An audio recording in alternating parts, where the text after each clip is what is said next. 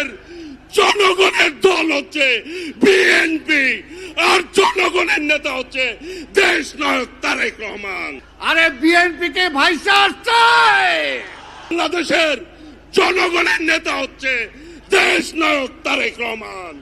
আজকে একটি দল, বিরোধী দলেরা বিভিন্ন রকম কথা বলেন, হুমকি দমকি দেন, জনগণের কথা, জনগণকে নিয়ে নাকি তারা রাস্তায় নামবে। বাংলাদেশের জনগণের দল হচ্ছে বিএনপি, আর জনগণের নেতা হচ্ছে দেশ নায়ক তারেক রহমান। যারা এর বিরুদ্ধে ষড়যন্ত্র করবে তারাই জনগণ থেকে বিচ্ছিন্ন হয়ে যাবে। ওই নেতা আছে, সবাইকে হাত তুলে বলতে হবে নেতা আছে। ওই দেশে স্বনির্ভর বাংলাদেশ হবে নেতা আছে। ও সেই নেতা তারেক রহমান, তারেক রহমান, তারেক রহমান এগিয়ে চলো, বাংলাদেশ আছে তোমার সাথে। তারা বলে বেড়ান শেখ হাসিনার নাকি 17 বছর লাগছে, আর তারা নাকি 6 মাসেই ফেলাই দিবে।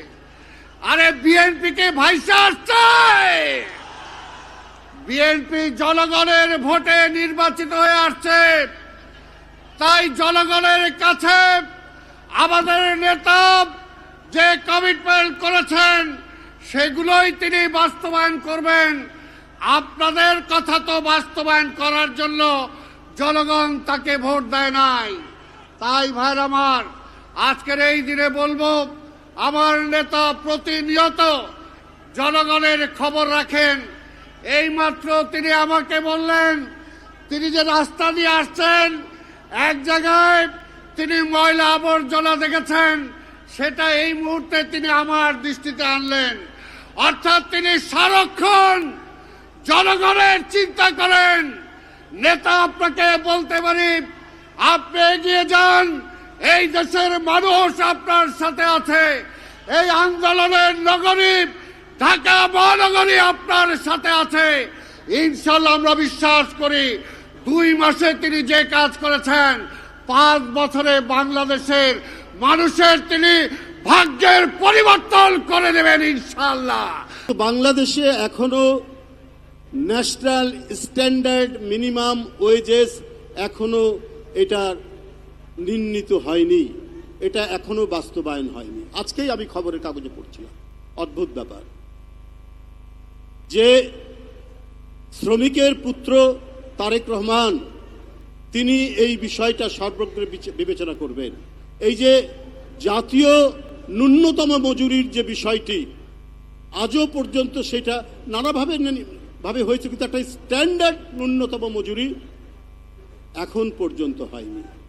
এছাড়াও শত শত শ্রমিক, তাদের নামে লেবার কোর্টে মামলা, তাদের নামে লেবার ট্রাইব্যুনালে মামলা, প্রায় 27,500 মামলা, এটার কোনো প্রতিকার এখনো পর্যন্ত হয়নি।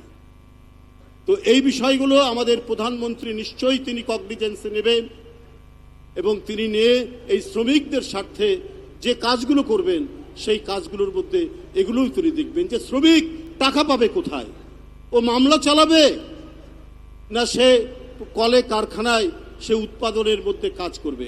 আজকের সভ্যতা, আজকের সভ্যতার চাকা সপ্ত শ্রমিকদের শ্রমে, সপ্ত শ্রমিকদের ঘামে, সমস্ত কিছুই তো শ্রমিকদের রক্তে। তাদের ন্যূনতম মজুরি এটা নিশ্চিত করা দরকার। পাশাপাশি আজকে জুট মিলগুলো বন্ধ, এই জুট মিলগুলোকে কিভাবে আবার রিভাইভ করা যায়, কিভাবে সচল করা যায়, এর ফরওয়ার্ড লিঙ্কেজ ব্যাকওয়ার্ড লিঙ্কেজ করে এগুলোকে করা যায় কিনা, একটা জাতীয় পলিসি করে এই জুট মিলগুলোকে, যাদের অনেক সম্পত্তি আছে, কিন্তু এই সম্পত্তিগুলো কাজে লাগিয়ে আবার জুট মিলগুলোকে সচল করলে আমাদের লক্ষ লক্ষ শ্রমিক বাংলাদেশেই তাদের কর্মসংস্থান হবে।